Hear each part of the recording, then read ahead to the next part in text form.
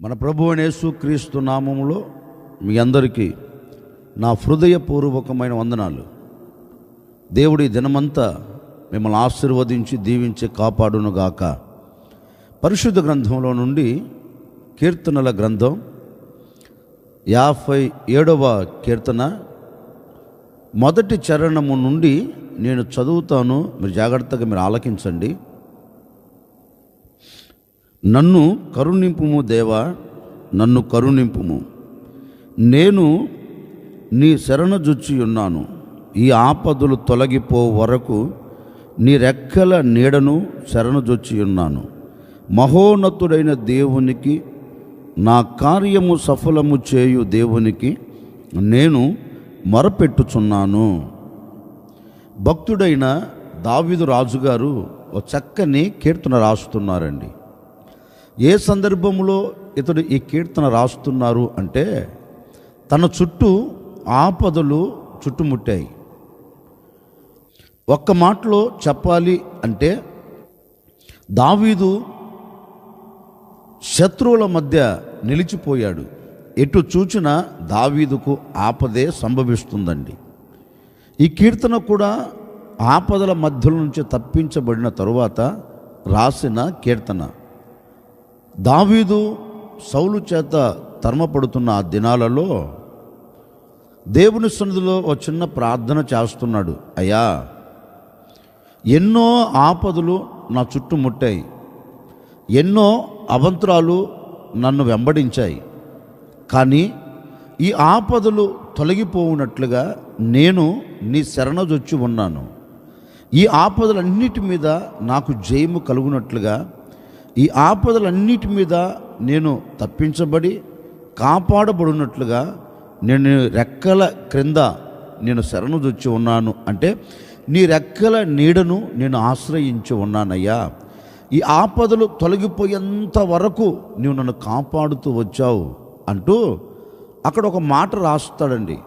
ఈ ఆపదలన్నీ తొలగిపోయేదానికి ప్రబలమైన కారణం ఏంటి అంటే, ఈ ఆపదల మధ్యలో నేను నిలబడకుండా, ఈ ఆపదల మధ్యలో నా ప్రాణమును నేను కోల్పోకుండా, ఈ ఆపదల మధ్యలో నేను తప్పించబడి నేను సజీవులు కలిగిన దేశంలో నిలిచి ఉన్నాను అంటే, ఇదేదో నాకు కలిగిన జ్ఞానము కాదు, నాకు కలిగిన శక్తి కాదు, నాకు కలిగిన బలము కాదు.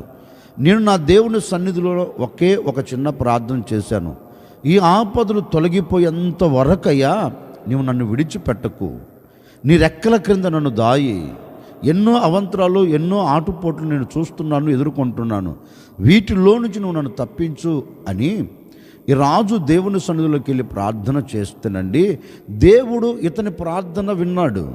అందుకే అంటారు, నా కార్యము సఫలము చేయు దేవునికి నేను మొరపెట్టుచున్నాను. దావీదు, ఈ ఆపదల మధ్యలో నుంచి నువ్వు తప్పించబడాలి అంటే ఎవరి సహాయం కోరుకున్నావు?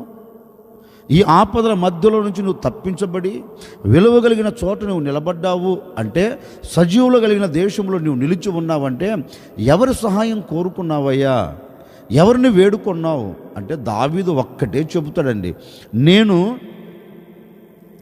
ఎవరి సహాయం కోరుకోలేదు, నేను ఎవరిని ఆశ్రయించను లేదు, నేను ఎవరి దగ్గరికి వెళ్ళి అయ్యా ఈ ఆపదలు తొలగిపోయేంత వరకు నేను నీ చెంత ఉంటాను అడగలేదు. నాకు ఒక్కటే తెలుసు, ఎన్ని ఆపదలు నా చుట్టుముట్టినా, ఎన్ని అవంతరాలు నా ముంగిటి నిలబడినా నాకు తెలిసినది ఒక్కటే. ఏంటో తెలుసా? ఈ ఆపదల మధ్యలో నుంచి నేను తప్పించబడి నేను అనుకున్న కార్యము నేను కనులారా చూడాలి అంటే ఒకే ఒక మార్గం. ఆ మార్గం ఏంటి అంటే నా దేవుని సన్నిధి. నేను నా దేవుని సన్నిధిలోనికి వెళ్ళి నేను ఆ దేవుని పాదాలు పట్టుకొని ఒక చిన్న ప్రార్థన చేసిననుకో, నా కార్యమును ఆయన సఫలం చేస్తాడు అని ఒక విశ్వాసముతో అండి దేవుని దగ్గరికి వచ్చి దేవుని పాదాలు పట్టుకొని దేవుని అడుగుతున్నాడయ్యా, నా కార్యము సఫలము కావాలి అంటే, ఏ కార్యమైనా నేను సఫలము చూడాలి అంటే, ఏ కార్యములోనైనా నేను జయమును చూడాలి అంటే, నేను అనుకున్నది నేను కనులారా చూడాలి అనుకున్నా, నేను మనసులో కోరుకున్న ప్రతి కోరిక నేను దానిని చూడాలనుకున్నా, నాయనా నీవు తప్ప వేరొకరు ఇది చేయలేరు గనుక నీవే అని దేవునిని ఆశ్రయించి ఓ చిన్న ప్రార్థన చేసే అలవాటు ఉందండి దావీదుకి. అందుకే దావీదు దేవుని సన్నిధిలోనికి వెళ్ళి, నా కార్యము సఫలము చేయు దేవునికి నేను మొరపెట్టుచున్నాను, నా కార్యము సఫలం చేయు దేవునికి నేను వేడుకుంటున్నాను గనుక నా దేవుడు నా కార్యములు సఫలం చేస్తున్నారు, నా కార్యములన్నీ నెరవేరుస్తూ వస్తున్నారు. ఓ మాట చెప్పనా, ఒక వ్యక్తి అనుకున్న కోరిక, ఒక వ్యక్తి అనుకున్న కార్యం సఫలము కాలేదనుకోండి, హృదయములో బాధ కలుగుతుందట, హృదయం నొచ్చుకుంటుందంటండి. అందుకే జ్ఞాని అయిన సొలొమోను రాస్తాడు తన గ్రంథములో, ఒకని కోరిక సఫలము కాకపోతే అతని హృదయం నొచ్చుకుంటుందండి. అంటే అతని హృదయం బాధపడుతుందంట. అయ్యో, నేను అనుకున్న కోరిక, నేను అనుకున్న కార్యం, నేను అనుకున్న పని సఫలం కావట్లేదేంటి, ఎంత ప్రయాసపడుతున్నా, ఎంత కష్టపడుతున్నా నా కోరికగా మిగిలిపోతుంది, నా పని పనిగానే ఉంటుంది, కానీ అది దీవెనకరంగా మలచబడటం లేదు, అనుకున్న కార్యం సఫలపరచబడటం లేదని ఒక వ్యక్తి కోరిక, అంటే తన మనసులో అనుకున్న కార్యం సఫలం కాకపోతే ఆ వ్యక్తి బాధపడుతాడంటండి. నిజమే, దావీదు బ్రతుకుల్లో అది లేదండి, దావీదు జీవితంలో అది లేదు. దేవుడు సన్నిధిలోనికి వెళ్ళి ఏది కోరుకున్నా దేవుడు సఫలం చేస్తూ వచ్చాడు. నిజమే.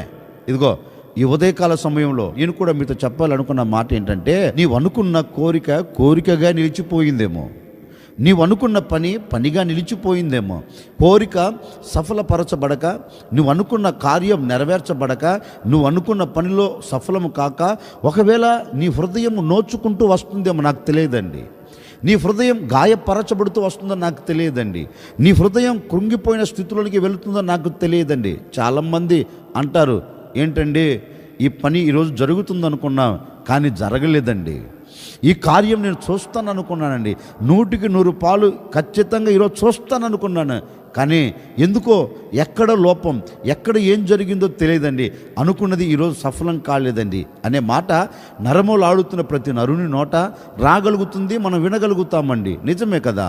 ఏ మనిషి అయినా అనుకున్నది సఫలం కాకపోతే బాధపడుతూ కృంగిపోతూ కృషించిపోయే అనుభవంలోనికి మానవుడు వెళుతున్న దినాలండి ఇవి, వెళుతున్న దినాలు.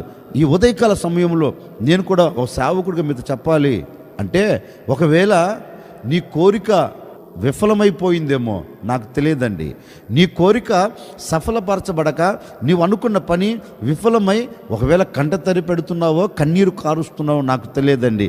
అనుకున్నావు ఇది ఈరోజు సఫలమవుతుందిలే, అనుకున్నాం ఇది ఖచ్చితంగా నేను చూస్తాను, అనుకున్నావు ఇది జరుగుతుంది, కానీ నిరాశతో వస్తున్నావు, వెళుతున్నావు, వెళ్ళేటప్పుడు బాగానే వెళుతున్నావండి, ఖచ్చితంగా ఈరోజు జరుగుతుందని వెళుతున్నావు, వచ్చేటప్పుడు ఎలా వస్తున్నావు?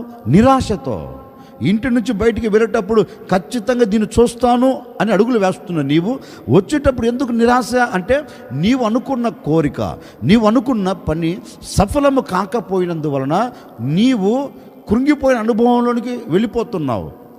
అందుకే సొలొమోను భక్తుడు చెప్పినట్లుగా, ఒకని కోరిక సఫలపరచబడకపోతే అతని హృదయం నోచుకుంటుంది, అంటే బాధపడుతుంది అన్నట్లుగా ఈ అనుభవాలలో ఈ దినం వరకు నువ్వు సాగిపోతున్నావేమో నాకు తెలియదండి. ఓ సేవకుడిగా నిండు మనసుతో నేను కోరుకొని మిమ్మల్ని ఆశీర్వదిస్తున్నానండి. ఈ దినము నీవు ఏదైతే కోరుకుంటున్నావో, ఏదైతే సఫలము కావాలని ఆశపడుతున్నావో, ఏ పని అయితే జరగాలని నీవు అడుగులు ముందుకు వేస్తున్నావో, నిశ్చయముగా నా ప్రభు ఈ దినము నీవు అనుకున్న ప్రతి కోరికను నా దేవుడు సఫలం చేయబోతూ ఉన్నాడు. నీవు అనుకున్న ప్రతి పనిలో జయము నువ్వు చూడబోతున్నావు. నీ పనులన్నీ నా దేవుడు సఫలము చేసి ముగించబోతూ ఉన్నాడు. ఈ దినమంతా నీవు ఎక్కడికి వెళుతున్నా, ఈ దినమంతా ఏది చెయ్యాలని నీవు కోరిక కలిగిన వాడివై అడుగులు వేస్తున్నా, నిశ్చయముగా నా దేవుడు నీ మనసులో వస్తున్న ప్రతి మనోభిష్టమును, ప్రతి ఆశను, ప్రతి కోరికను నా దేవుడు సఫలము చేసి నీ బ్రతుకులో ఈ దినమంతా సంతోషాన్ని నిలబెట్టబోతూ ఉన్నాడు. నీ హృదయం కృంగిపోకుండానట్లుగాను, నీ హృదయం అధైర్యపరచబడకుండానట్లుగాను, నీ హృదయంలో బాధ కలగకుండానట్లుగాను, ఉదయకాల సమయంలో నీవు ఇంటిలో నుండి బయటికి వెళ్ళేటప్పుడు దావీదు దేవుని సన్నిధిలోనికి వచ్చి, నా కార్యము సఫలము చేయు దేవునికి నేను మొరపెట్టుచున్నాను అన్నట్లుగండి, నీవు నా దేవుని సన్నిధిలోనికి వచ్చి నా దేవుని పాదాలు పట్టుకొని, ఈరోజు నేను బయటికి వెళుతున్నానయ్యా, నేను అనుకున్న కోరికను సఫలము చేయి, నేను అనుకున్న ఆశను నెరవేర్చు, నీలో జయము చూడాలనుకుంటున్నాను, దీనిలో నాకు జయం ఇవ్వు, ఈ పని సఫలపరచబడాలనుకుంటున్నాను, ఈ పనిలో నాకు ఒక సఫలం అనుగ్రహించు, ఎక్కడా నాకు ఓటమి కలగకూడదయ్యా. ఈ దినము ఏది అడుగుతున్నా, ఏది చేయాలని తలంచునా, నా హృదయములో వస్తున్న ప్రతి కోరికను మీరు నెరవేర్చండి. అంటే కోరిక అంటే ఏదేదో కాదండి. నీ బ్రతుకు తెరువు కొరకు ఏ విషయంలో నువ్వు ఆయన అడుగుతావో, ఒకవేళ శత్రువులు చుట్టుముట్టారా, నీ చేతి పనా, నీ వ్యాపారమా, నీ ఉద్యోగమా, నీ చదువుల రంగాల, నీ బ్రతుకు తెరువు కొరకు దేని నిమిత్తం అయితే నువ్వు దేవుని పాదాలు పట్టుకుంటున్నావో, నిశ్చయముగా నా దేవుడు ఈ దినము వాటన్నిటినీ సఫలము చేయబోతూ ఉన్నాడు. ఏది ఎక్కడ విఫలము కాకుండా ఈ దినమంతా నీవు అనుకున్న దానిలో సఫలత నువ్వు చూచెదవుగాక. నీవు అనుకున్న ప్రతి కార్యం సఫలపరచబడునుగాక. అందుకే దావీదు అంటాడు, నా కార్యము సఫలము చేయు దేవునికి నేను మొరపెడుచున్నాను. నిజమే, ఈ ఉదయకాల సమయంలో నువ్వు ప్రార్థన చేసుకుని అడుగు బయటపెట్టు, తప్పకుండా నా ప్రభు ఒక అద్భుతమైన కార్యం చేసి ఈ దినమంతా నీ కార్యాలన్నీ సఫలము చేయబోతూ ఉన్నాడు. దావీదు అన్నట్లుగా నా కార్యము సఫలము చేయు దేవునికి నేను మొరపెడుచున్నాను. ఎప్పుడు దేవుడు మన కార్యమును సఫలం చేస్తాడు?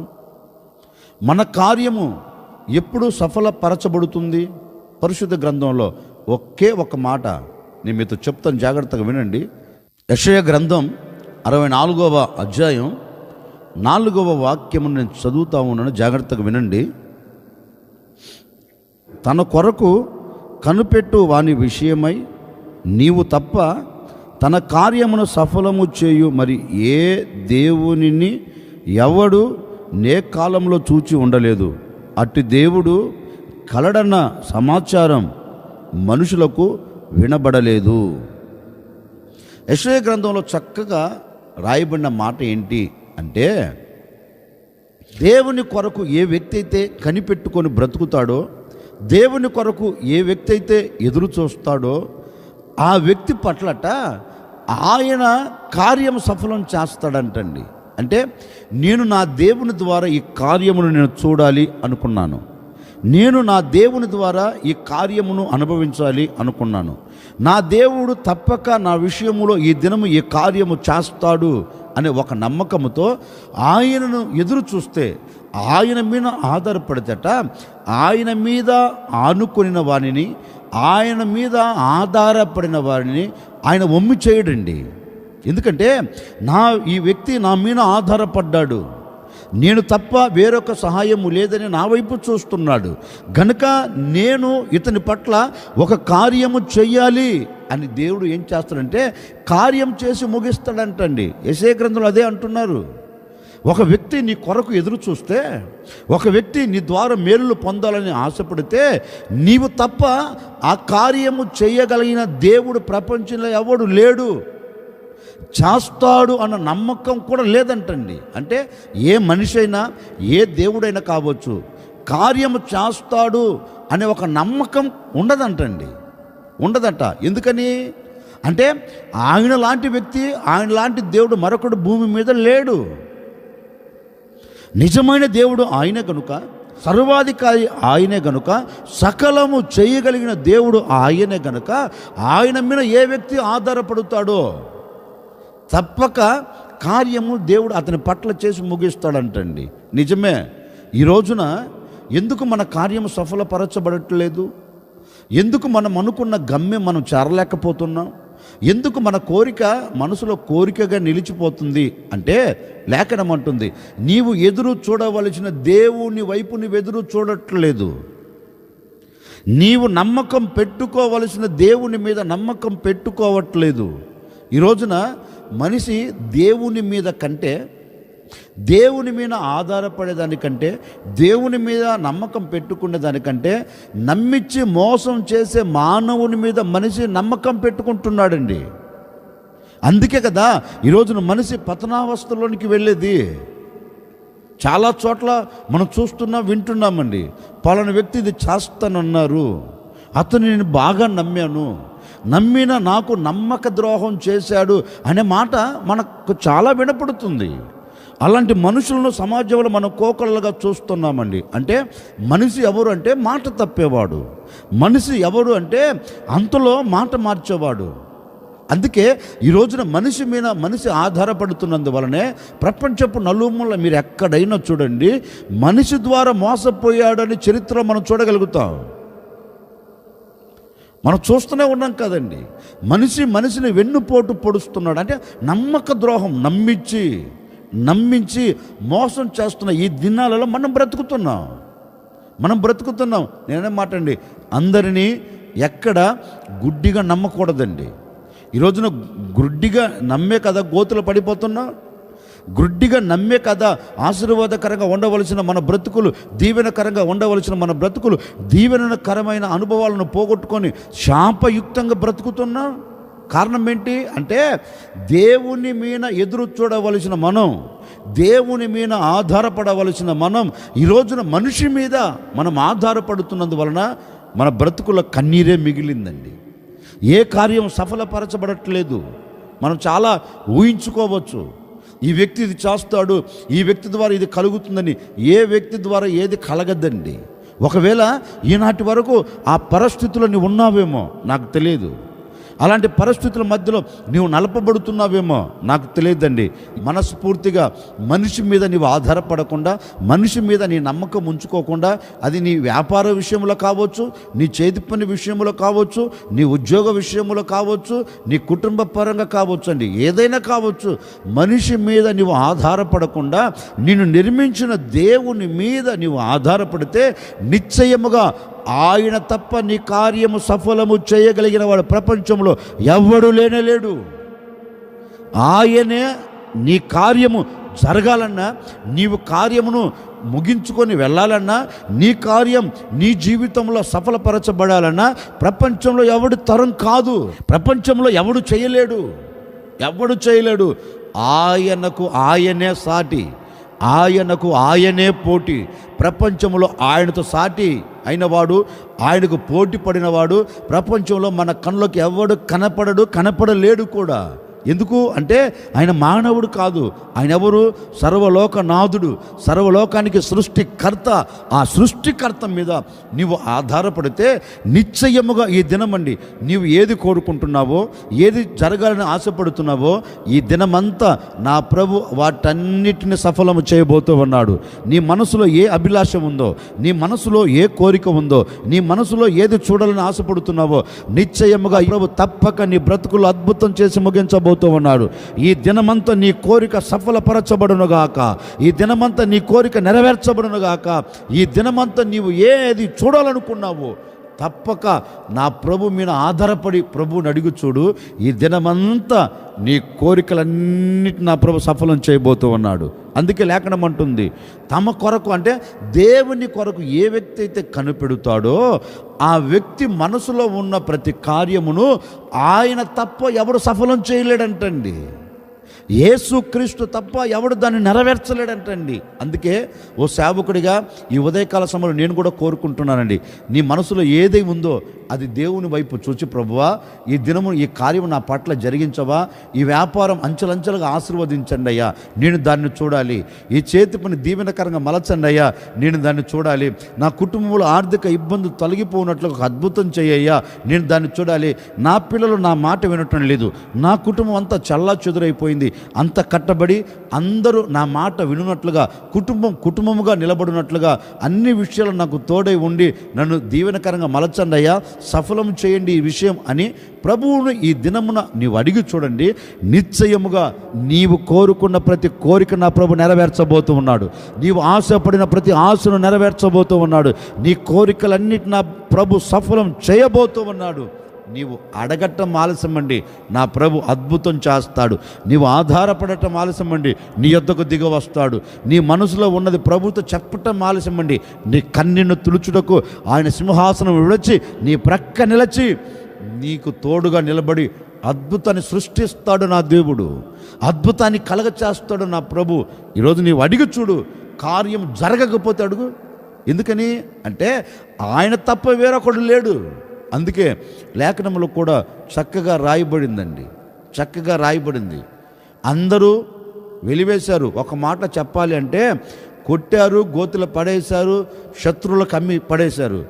ఆ మిద్యానీయులు తీసుకుని వచ్చి ఐగుప్తు దేశంలో మార్కెట్లో ఒక మేకను అమ్మినట్లుగా, ఒక ఎద్దును అమ్మినట్టుగా, ఒక పశువులను అమ్మినట్లుగా వేలమేసి అమ్మేశారండి. ఎవరిని? యోసేపును. ఏమైనా బాధపడ్డా? కాదు. దేవుడు అతనికి చూపెట్టిన తన మనసులో ఉంది, ఏదో ఒక రోజు నా ప్రభు నన్ను ఉన్నతమైన స్థితిలోకి తీసుకొని వస్తాడు. ఎందుకని? దేవుడు మాట ఇచ్చాడు. దేవుడు అతనికి కలను కలగచేశాడు. నిశ్చయముగా నా దేవుడు నాతో మాట ఇస్తే అది తప్పకుండా జరుగుతుంది. నేనే మాట అండి, ఆటుపోట్లు ఎదుర్కోలేదా? అవంతరాలు కలగలేదా? అవమానాలు కలగలేదా? శత్రువుల చేతిలో చెక్కబడినట్లుగా చెక్కబడలేదా?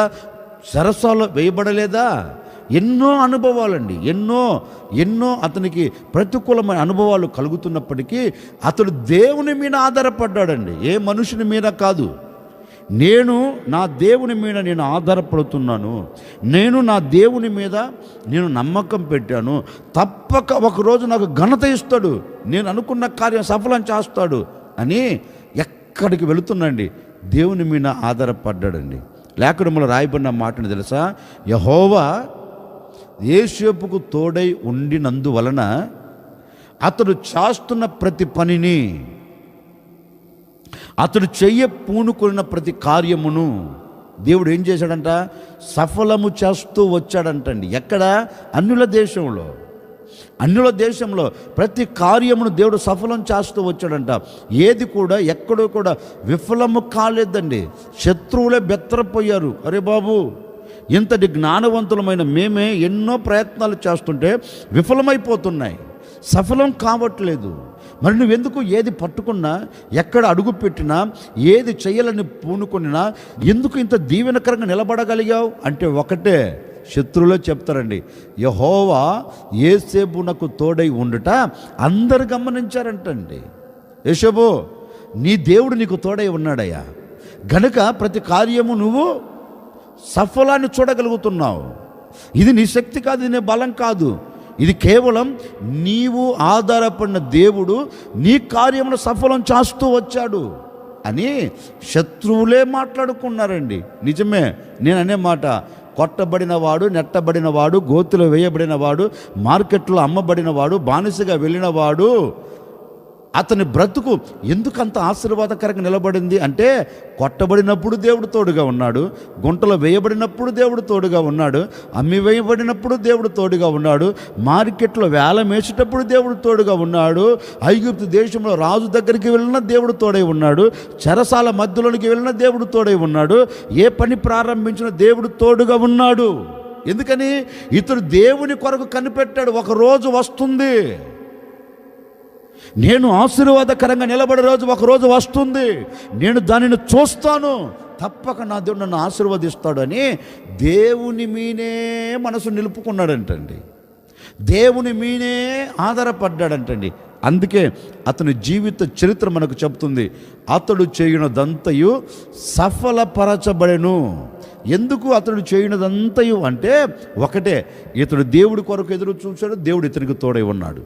నా ముగింపు మాటలుగా నేను కూడా మీతో చెప్తున్నానండి, యోసేపుకు తోడై ఉండి యోసేపును ఆశీర్వదించిన దేవుడు, యోసేపు చేయునదంతయు సఫలపరిచిన దేవుడు, మరి మనము చేస్తున్న ప్రతిదీ ఎందుకు సఫలం చేయడు?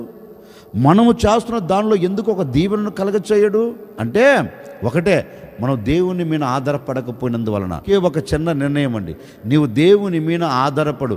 యోసేపు దేవుని మీద ఆధారపడినట్లుగా, యోసేపు దేవుని ముఖమును చూచినట్లుగా, యోసేపు దేవుని మీద నమ్మకాన్ని పెంచుకున్నట్లుగా నీవు కూడా దేవుని మీద నమ్మకాన్ని పెంచుకొని చూడు, దేవుని మీద ఆధారపడి చూడు. అన్యుల దేశంలో యెహోవా యోసేపునకు తోడై యోసేపును దీవెనకరంగా నిలబెట్టి అతడు చేయునదంతయు సఫలము చేసినట్లుగా నీవు దేవుని సన్నిధిలో దేవుని మీద ఆధారపడి దేవుని మీద నమ్మకాన్ని పెట్టుకొని అడుగు బయటికి వేసి చూడు.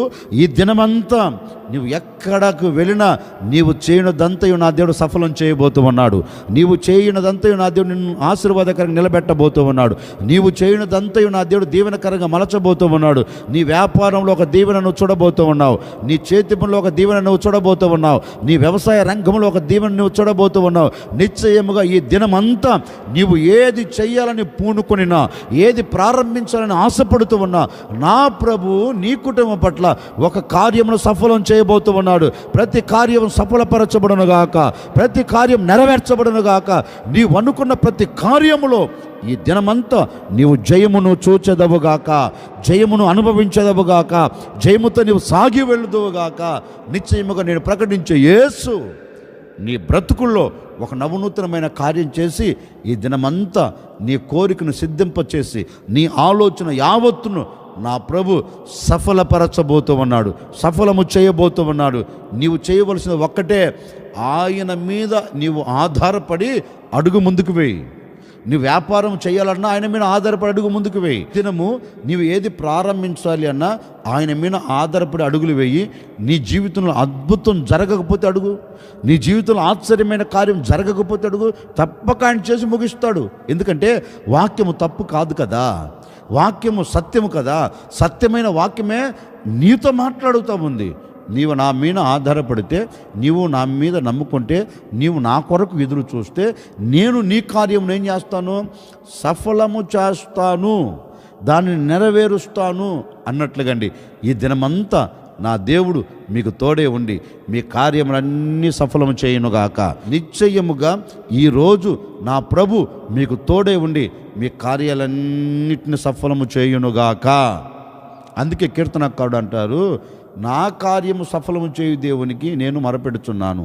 మన కార్యం సఫలము కావాలి అంటే మనం దేవుని మీద ఆధారపడాలండి. అంటే దేవుని కొరకు మనం ఎదురు చూడాలి. అంటే నీవు తప్ప చేయగలిగిన వాడు ఎవడు లేడు అని ఆయన మీద నువ్వు ఆధారపడి ఆయన వైపు చూస్తే తప్పక నీ కార్యాలన్నిటి నా ప్రభు సఫలం చేస్తాడు. తల్ల వంచండి, వచ్చిన ప్రార్థన. ఆశ్చర్యకరుడా మీకు స్తోత్రాలు చెల్లిస్తున్నాను. నిజమే, మా కార్యము సఫలము కావాలి అంటే మేము నీ కొరకు ఎదురు చూడాలని, సఫలము చేయగలిగిన నీ మీద మేము ఆధారపడాలి. మీ లేఖనాలు సెలవిచ్చినట్లుగా నాయనా, ఈ దినమంతా ఈ బిడ్డలు ఏది ప్రారంభించాలనుకున్నా, ఏది చేయాలని కోరిక కలిగిన నిశ్చయముగా ఈ దినమంతా నాయన వీరి కుటుంబ పోషణ విషయంలో, వీరి బ్రతుకు తెరువు విషయంలో ఏది చేయాలని ప్రారంభిస్తున్నా మీరు తోడై ఉండి ప్రతి కార్యమును సఫలము చేయబోతున్నందుకై మీకు స్తోత్రం, నెరవేర్చబోతున్నందుకై మీకు స్తోత్రం తండ్రి. ఓ సేవకుడిగా మనసారా కోరుకుంటున్నాను, ఈ దినమంతా ప్రజలకు కాపుదల ఇవ్వండి. ఈ దినమంతా చేయదలిచిన ప్రతి కార్యమును సఫలం చేయండి. ప్రతి కార్యం సఫలపరచబడును గాక. ఈ దినం చేస్తున్న వ్యాపారమే కానివ్వండి, చేతి పనే కానివ్వండి, వ్యవసాయమే కానివ్వండి, ఉద్యోగమే కానివ్వండి, చదువు రంగాలే కానివ్వండి, ఆత్మీయ స్థితే కానివ్వండి, ఈ దినమంతా మీరు తోడై ఉండి ప్రతి కార్యమును సఫలము చేసి మీ సన్నిధిలో బిడ్డలను సాక్షిగా నిలుపుకోమని యేసు నామములో అడిగి వేడుకొనుచున్నాము తండ్రి, ఆమెన్. ప్రభు ఈ దినమంతా మీకు తోడై ఉండి మీ కార్యాలన్నిటినీ, మీరు అనుకున్న ప్రతి కార్యాలన్నిటినీ నా ప్రభు సఫలం చేయునుగాక.